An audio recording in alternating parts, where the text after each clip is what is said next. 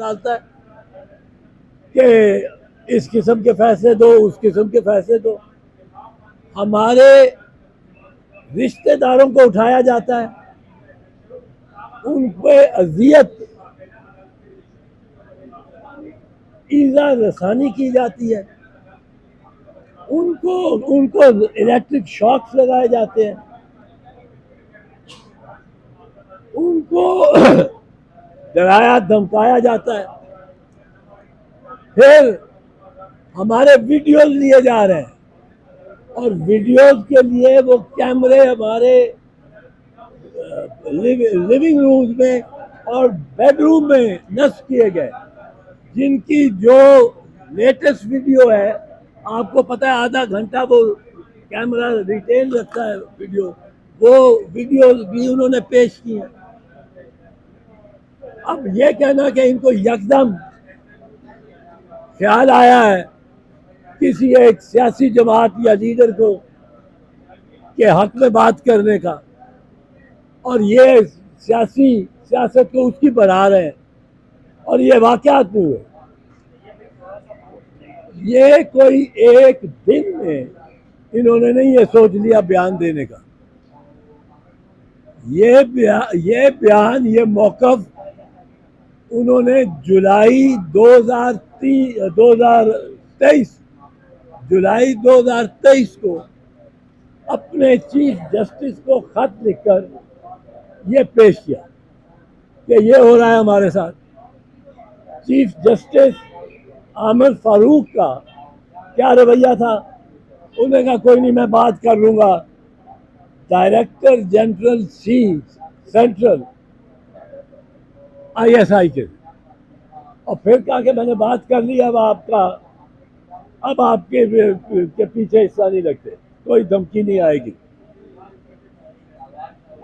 फरवरी तक उन्होंने इंतजार किया। फरवरी 2024 को उन्होंने एक और खत लिखा, और इस खत के मंदरजात चीफ जस्टिस ऑफ पाकिस्तान तक भी पहुंचे, चीफ जस्टिस उमर अता बंदयाल के पास भी पहुंचे, सीनियर प्यूनी जज जो जब सीनियर प्यूनी जज थे वो अब चीफ जस्टिस ऑफ पाकिस्तान है, उन तक भी पहुंचे। कोई इस पे कोई कार्रवाई नहीं की गई, और ये बदस्तूर जजों को दबाव में लिया जाता रहा, ताकि इन्होंने परसों एक और खत लिखा। अब इस खत की कोई पूछता, कहते हैं लोग मैं यहाँ हूँ, कई लोग कह रहे हैं जी कोई नहीं, ये खत हुई, ये कोई बनी बनाई भी बात है, ये अफसाना है।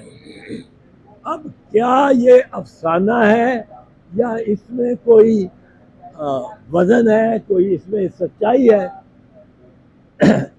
मैं ये बताना चाहता हूँ आपको, आपके नाजरीन को, ये जरूरी है कि मैं अगर कोई बयान देता हूँ, ISI की तरफ से इनकार आ जाता है, हमने नहीं किया, जजेस की तरफ से इकरार है कि किया है। अब आपने किस तरह परखना है? एक पैमाना ये होता है कि किसकी बात में रिंग ऑफ ट्रूथ है, रिंग ऑफ ट्रूथ, किसकी बात रिंग्स ट्रू, घंटी बजती है सच्चाई की, ये जब बात करता है घंटी सच्चाई की बजती है। अब वो घंटी जब सच्चाई की बजती है, वो किस तरह बजती है सच्चाई की? कि इन्होंने पहला खत नहीं लिखा, 2 खत पहले लिखे हैं, यही शिकायत की है, साल के ऊपर मुहित ये इनकी शिकायतें हैं, ये सच्ची बात लगती कि इन्होंने बयान सच दे। दूसरा रिंग ऑफ ट्रूथ क्या है?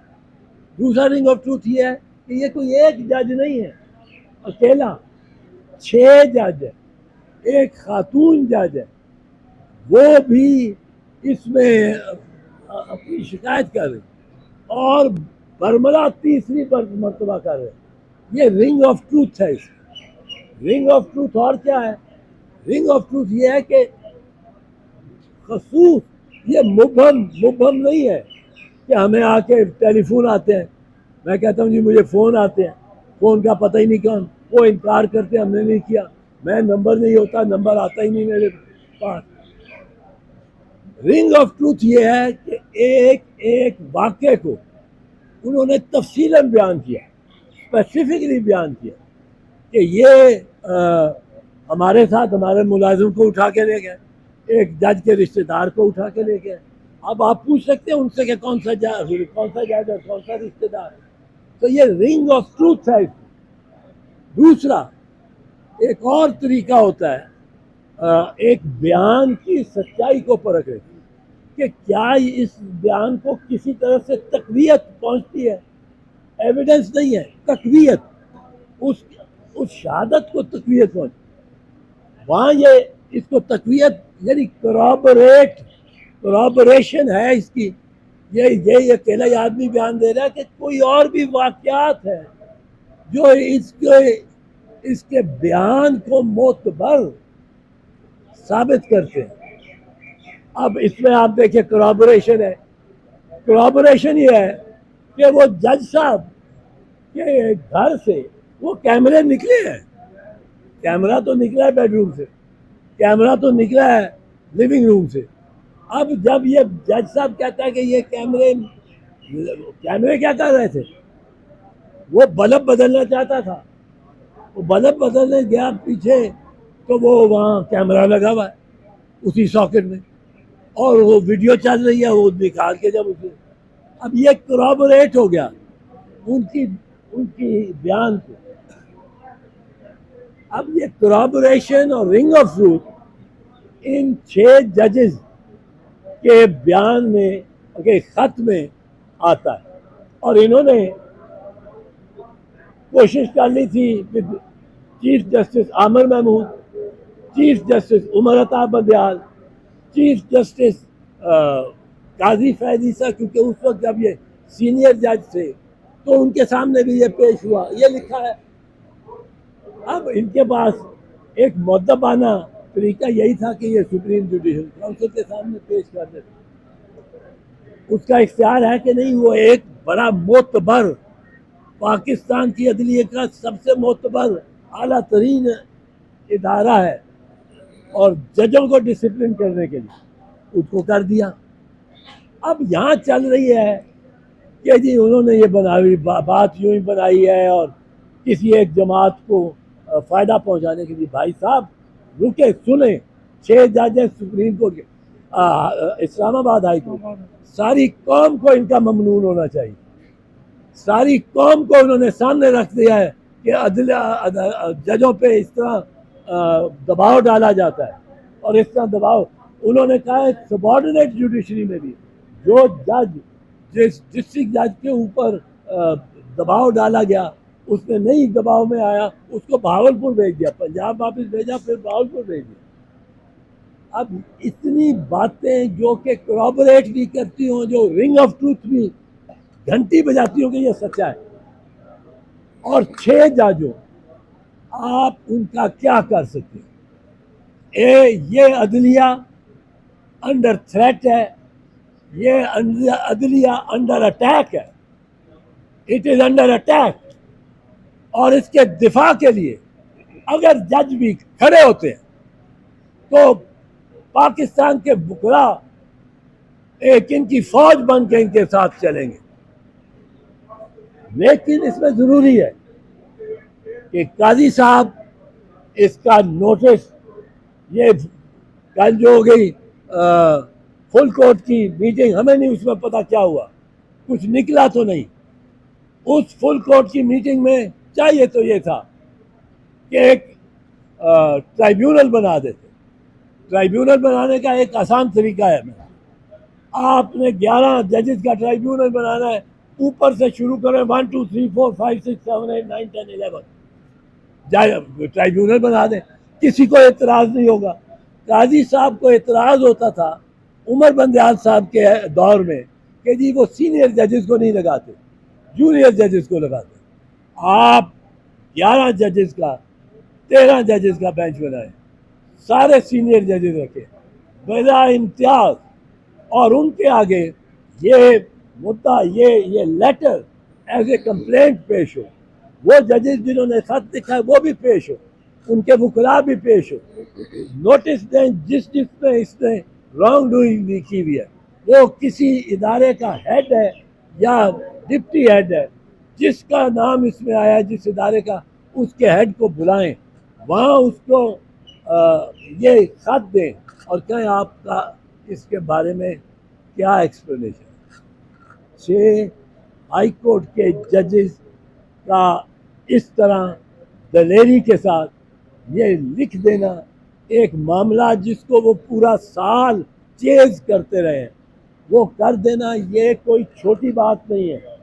ये अदलिया की बुनियादें हिला देने वाला इनकलाब का पेश खैमा है।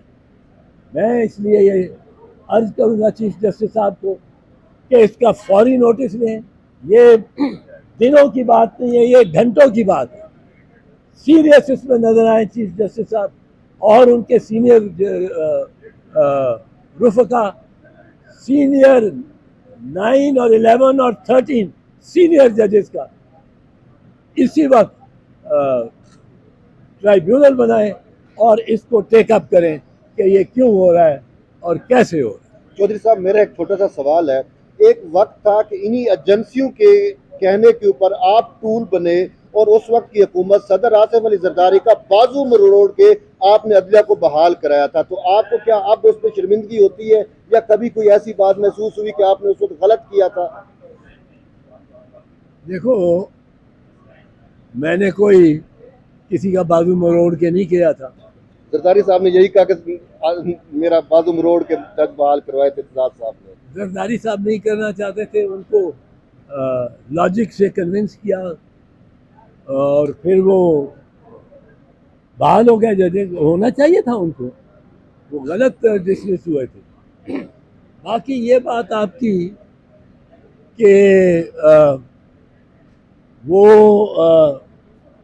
जज साहबान ने को बहाल करा लिया तो क्या फ़र्क पड़ा, और आपने हमने किसी शख्स को बहाल नहीं कराया। और मुझे कोई इस बात में, आप कहते हैं कि आपको कुछ इसमें तअस्सुफ़ है, कोई तअस्सुफ़ नहीं, शर्मिंदगी की तो बात ही नहीं। मैं तो इस बात में बहुत फख्र करता हूँ कि मैंने चीफ जस्टिस ऑफ पाकिस्तान को बहाल कराया और मेरे दोस्त साथ खड़े हैं इन्होंने। हमने कोई इफ्तिखार मोहम्मद चौधरी को बहाल नहीं कराया। अगर इफ्तिखार मोहम्मद चौधरी की जगह उमर अताब बंदियाल होता, उसकी जगह काजी फैज ईसा होता, आज हो, हम चीफ जस्टिस के साथ हैं। चीफ जस्टिस हमारी रेड लाइन है।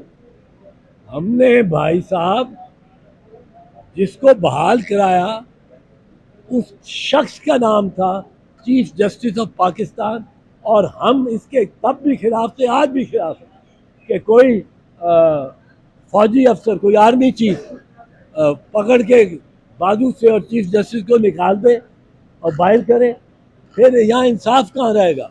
लेकिन जजेस को भी सोचना चाहिए। सईदुज़्ज़मान सिद्दीकी साहब थे, चीफ जस्टिस थे सुप्रीम कोर्ट के, उनको परवेज़ मुशर्रफ ने कहा आप फारिग हैं, उन्होंने बिस्तर बंद बांधा, सामान शामान लिया, शाम की फ्लाइट से वो कराची चले गए। इसी तरह अनवारुल हक थे, बड़े कंट्रोवर्शियल थे, उन्होंने शहीद जुल्फ़िकार अली भुट्टो को फांसी लगाया था, पर वो भी कबूतर की तरह चले गए। उनसे पहले याकूब अली साहब थे, वो भी घर चले गए। इफ्तिखार मोहम्मद चौधरी ने जब उनको कहा कि आप इस्तीफा दें, जर्नैलों ने घेराव डाला हुआ था, उन्होंने कहा आप इस्तीफा दें। इफ्तिखार मोहम्मद चौधरी ने कहा मैं नहीं देता। उन्होंने कहा आपको इस्तीफा देना पड़ेगा। उन्होंने कहा मैं नहीं इस्तीफा दूंगा, I am the chief justice और मैं चीफ जस्टिस। जब ये आवाज़ वकला तक पहुंची कि ये उनका मुज़ाकरा हुआ, वकला एक समुंदर की लहर की तरह उठे और सारे साहिल पे उन्होंने डुबो दिया था। ये वकला इसी तरह एक समुंदर की लहर की तरह उठेंगे। पर ये जजेस इस लेटर को सीरियसली लें खैबर से कराची तक और लाहौर से वाघा तक जितने सुपीरियर कोर्ट्स के जजेस हैं वो ये समझें ये 6 जज साहबान हमारी बात कर, उनसे भी ये हो रहा होगा। ये उनको भी, जजेस को, सबको जोड़ के मिल के इकट्ठे बैठ के और ये फैसला करना चाहिए कि हमने ये बर्दाश्त नहीं करना और हमने इस पे ये ट्राइब्यूनल बना के, जिसे मैंने कहा, और इसकी तय तक पहुंचना है और जिम्मेदारों को जिम्मेदारी उनकी है। साहब ये बताएगा कि आज वज़ीर-ए-आज़म शहबाज शरीफ की चीफ जस्टिस काजी फाइजल साहब से मुलाकात होने जा रही है। इस सूरत हाल में क्या वज़ीर-ए-आज़म क्योंकि एजेंसियां उनके अंडर हैं, चीफ जस्टिस पाकिस्तान से तो मुलाकात करनी चाहिए कि जो फुल कोर्ट हुआ उसके एलामिये से पहले? करनी तो नहीं चाहिए थी और करेगा और होगी भी। इस पे अगर वो कोई बात भी नहीं करते, मिसाल के तौर पे क्या बात कर सकते, चीफ जस्टिस साहब से वो ये बात नहीं कर सकते कि जी आप ट्राइब्यूनल बनाए। भाई आप कौन है बताने वाले, आप तो फरीक है।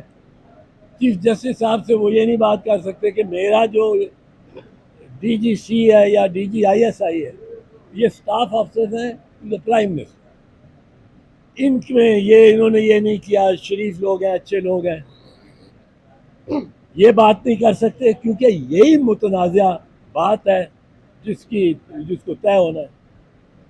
तो अब चीफ जस्टिस साहब ये बात कर लें कि क्या चाय की प्याली में चीनी काफ़ी है, ठीक है। जिस तरह आपने माजी में किरदार अदा किया था अजय की कहानी में, सपोज अब की बात अजय के तहफ़्फ़ुज़ के लिए ज़रूरी मुदाखलत के खिलाफ में मुग़ला की तहरीक चलती है, तो क्या आप उसको उसी तरीके से लीड करने और मुग़ला को मोबिलाइज करने के लिए रेडी हैं? देखो, हमें तो जितना हौसला है वो इस अदलिया के लिए और इस बार एसोसिएशन काले कोर्ट की इज्जत के लिए, और इन्होंने मुझे बहुत कुछ दिया, बहुत इज्जत दी है।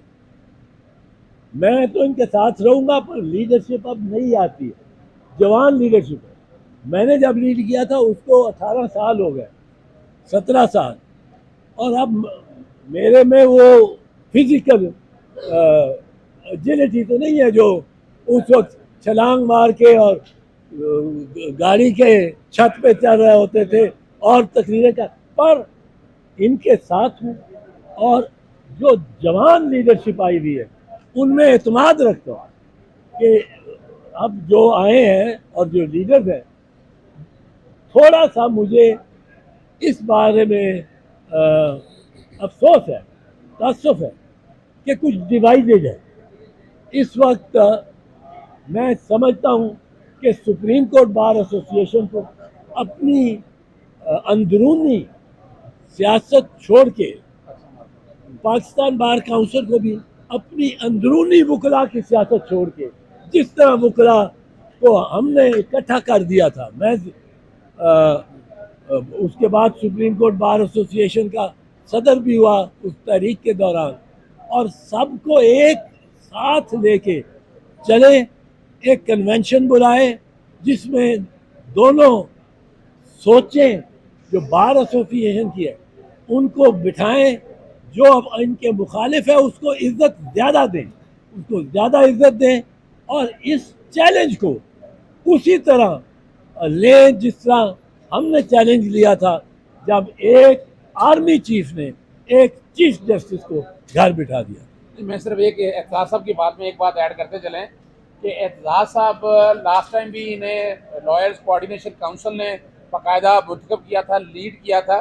अब भी हमारे लॉयर्स के अंदर ये बात वाज़ेह तौर पर चल रही है और एतजाज साहब आने वाले दौर में इंशाअल्लाह अजीज़ लीड करेंगे इस सारे मामले को।